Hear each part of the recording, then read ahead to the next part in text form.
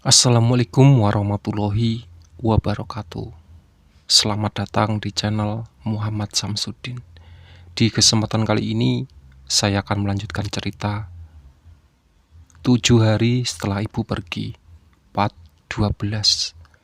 Sebelum masuk ke ceritanya, jangan lupa subscribe dulu ke channel ini.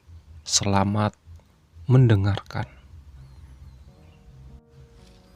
Aku melihat sosok yang tadi terlihat di rumah Pak Dika. Kini ia sudah menjadi bagian dari mereka.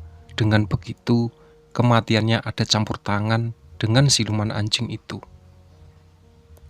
Aku melangkah mundur dan duduk di samping Aurora. Kamu tahu nggak kenapa mereka terus mengejar kakak? Sebelumnya mereka ingin meminta tolong, tapi sekarang niatnya berbeda, Kak. Mereka ingin kakak menjadi bagian dari mereka. Berarti sekarang kakak diincar. Aurora mengangguk. Kakak harus lebih hati-hati. Kemarin waktu sakit, aku sempat lihat kakak diikat rantai. Sama siapa? Anjing hitam. Aku coba lepasin, tapi nggak bisa, Kak. Malahan aku yang dikejar sama anjing itu. Sudah beberapa kali ucapan Aurora benar dan menjadi kenyataan. Namun ucapan kali ini membuat benar-benar takut. Jika benar aku akan diikat oleh siluman anjing itu, berarti ia berhasil menangkapku. Dengan kata lain, aku berhasil dijadikan tumbal. Kamu tahu cara agar kakak nggak ketangkep? Aku nggak tahu, Kak. Semuanya terjadi di depan, tergantung keputusan kakak sendiri. Jangan sampai salah melangkah. Aku menatap Aurora. Umumnya memang baru 6 tahun, tapi cara bicaranya jauh lebih dewasa.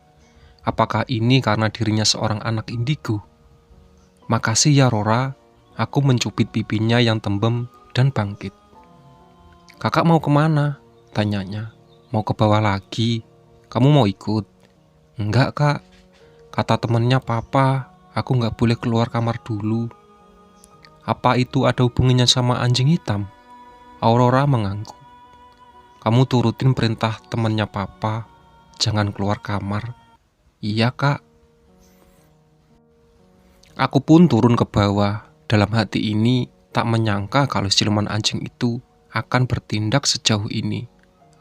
Aurora bilang apa, Lang? Tanya Om Herman. Aku duduk di sofa lalu menceritakan semuanya. Tak mau lagi menutupi masalah ini.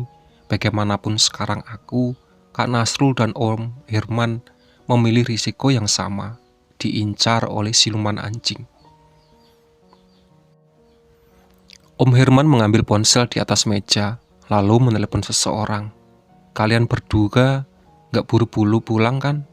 Ucapnya setelah telepon ditutup. Aku melirik Kak Nasrul. Gak buru-buru Om, balas Kak Nasrul. Ya udah, paling 1 jam lagi teman Om sampai. Kalian makan dulu aja. 1 jam sudah berlalu, tapi teman Om Herman masih belum datang juga. Sementara itu di luar hujan semakin deras. Mungkin dia lagi neduh, soalnya naik motor, ucap Om Herman. Entah kenapa perasaanku tidak enak. Setelah yang terjadi pada Pak Nasir, aku takut hal yang sama terjadi pada temannya Om Herman. Siluman anjing itu seperti tidak suka jika ada yang menolongku untuk menyelamatkan ibu. Ponsel Om Herman berbunyi, sontak mata ini mengarah padanya. Semoga saja ini bukan kabar buruk. Om Herman terlihat berbicara dengan serius. Ada apa, Om? Aku sungguh penasaran dengan apa yang terjadi. Motornya mogok, sekarang lagi di bengkel, balasnya. Saat mendengar kata bengkel, aku langsung teringat dengan motorku. Sebelum berangkat ke sini, Kak Nasrul lupa mampir ke bengkel. Fokus, Lang. Om, tolong bilangin jangan ke sini, ucapku. Emangnya kenapa, Lang? Aku takut nanti kenapa-napa. Gak usah khawatir, dia gak bakal kenapa-napa. Percaya sama Om. Kemarin Pak Nasir juga begitu, kelihatannya baik-baik. tapi tiba-tiba meninggal.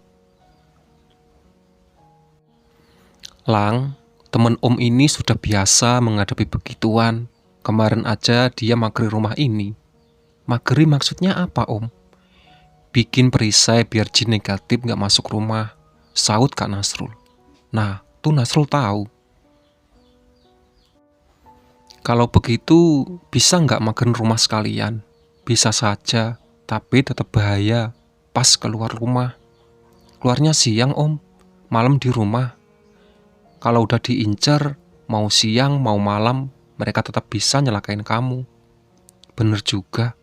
Kejadian kecelakaan kemarin di siang hari. Terus, jadinya harus gimana?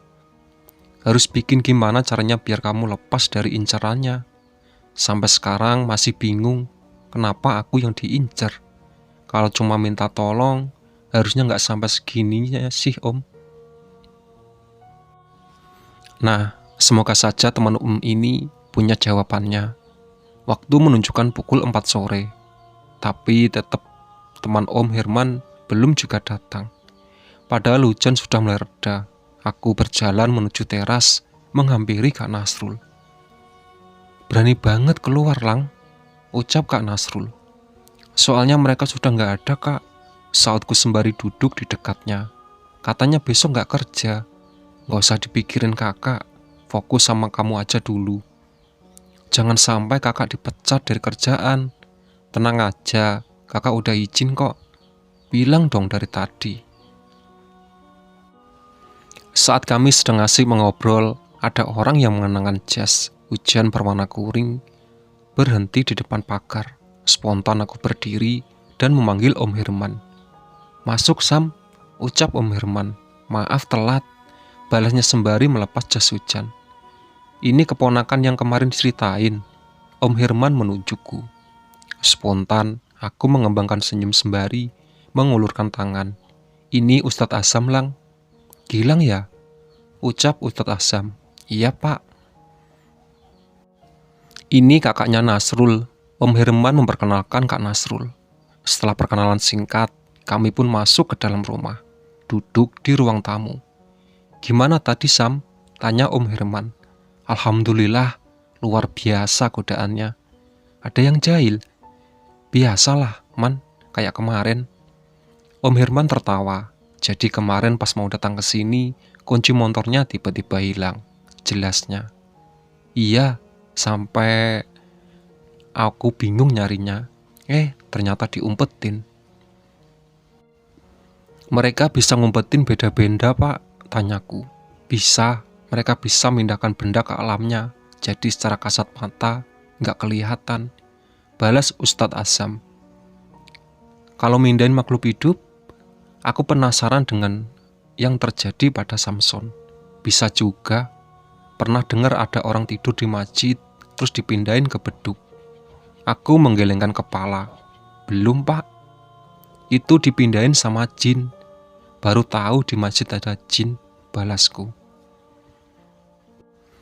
Ya ada, Lang. Jin itu ada di mana-mana. Kalau masjid, kebanyakan jin muslim, saut Om Herman. Ada juga yang muslim ternyata, celetukku. Adik kamu sehari-hari ngapain aja, Rul? Sampai nggak tahu ada jin muslim. Biasalah, Om, kerjanya cuma di kamar, main game terus, nongkrong sama teman-temannya. Saut Kak Nasrul membuatku tersenyum kecut. Ustadz Azam menjelaskan tentang jin. Ada jin kafir dan muslim. Jin pesugihan ini termasuk golongan jin kafir. Makanya mereka takut dengan ayat-ayat Al-Quran. Kalau ada jin kepanasan cuma gara-gara ngedenger nama Allah, itu jin kafir juga, tanyaku. Iya, balas Ustadz Azam. Aku melirik ke Kak Nasrul. Sepertinya ia juga paham arah pertanyaanku. Tentu ini sedang membicarakan sosok ibu yang berada di mobil. Ada apa emangnya? Tanya Om Herman yang curiga dengan pertanyaanku. Kakak aja yang cerita, pintaku. Kak Nasrul menceritakan kejadian di mobil semalam. Aku fokus pada ekspresi Ustadz Azam yang mengangguk-angguk saja. Setelah Kak Nasrul menceritakan ceritanya, kulihat bibir Ustadz Azam bergerak. Ana curiga kalau ada jin yang menyamar atau itu kerajaan jin Qorin. Aku mengerutkan dahi. Kali ini tidak mengerti tentang jin Qorin. Maaf Pak Ustadz, jin Qorin itu apa? Tanyaku disambut senyuman oleh Om Hirman dan Ustadz Azam. Jin Qorin itu jin yang menemani kamu dari lahir sampai meninggal. Mereka ini berwujud sama dengan kamu. Banyaknya menyebutnya kembaran kita di alam jin, jelasnya. Jin ini pula yang terkadang terlihat bergentayangan, sehingga menimbulkan persepsi negatif kepada orang yang meninggal, sambungnya. Dalam kasus pesugihan, jin Qorin ini yang akan dibawa ke tempat jin pesugihan untuk disiksa dan dijadikan makanan, sambungnya lagi. Berarti itu bukan arwah ibu? Tanyaku. Bukan.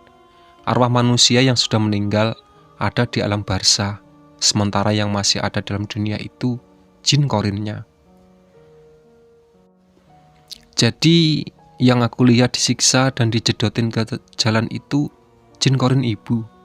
Iya, seharusnya kamu tidak perlu menyelamatkan jin itu. Biarkan saja mereka di sana. Tapi dalam kasus ini kayaknya ada alasan lain. Makanya jin-jin Qorin itu berkeliaran di perumahan. Seketika itu aku ingat dengan Pak Dika. Apa mungkin mereka mencari tumbal tambahan?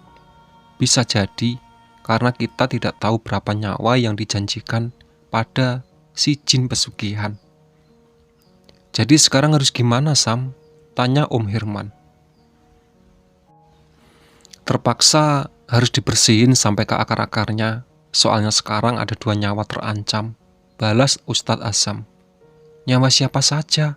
Tanyaku. Nyawa kamu sama Aurora. Dek. Aku langsung menelan ludah saat mendengar apa Pak Ustadz tahu alasan saya diincar. Ini pertanyaan yang kutunggu-tunggu. Semoga saja kali ini mendapatkan jawaban yang memuaskan. Biasanya orang yang bisa melihat perbuatan mereka berpotensi menghalangi rencana mereka, pasti akan diincar duluan, balas Ustadz Azam. Pak Nasir, dugaanku semakin kuat kalau ia meninggal karena jin pesugihan. Namun apa yang jin pesugihan harapkan padaku? Mereka saja tidak bisa, apalagi menghalangi rencana mereka. Apa kamu punya bisa melihat makhluk gaib seperti Aurora? Tanya Ustadz Azam. Rasanya aku sudah bosan menjawab pertanyaan itu. Tidak bisa. Bukannya tadi kamu bilang ngelihat banyak orang di luar sampai atap, saut Om Hirman. Iya. Berarti kamu bisa melihat mereka. Sudah berapa lama kamu bisa melihat makhluk gaib? Tanya Ustadz Azam. Aku nggak bisa lihat begituan Pak Ustadz, elakku. Ana ganti pertanyaan. Kapan pertama kali kamu lihat atau merasakan kehadiran mereka? Seminggu setelah ibu meninggal. Jadi sebelumnya tidak pernah melihat makhluk gaib. Iya, balasku. Pernah Pak Ustadz, saut Kak Nasrul. Sontak aku menoleh kepadanya. Nggak pernah Kak. Pernah, cuma kamu nggak ingat aja. Enggak. Jadi mana yang benar? Tanya Om Hirman. Sebenarnya Gilang memang bisa lihat makhluk gaib Om, sama kayak Aurora, balas Kak Nasrul. Kakak jangan ngarang ah, aku sedikit kesal dengan ucapan itu. Kakak nggak ngelarang Lang, waktu kamu kecil emang bisa ngeliat begituan. Kalau begini, benang merahnya udah mulai kelihatan, ucap Azam.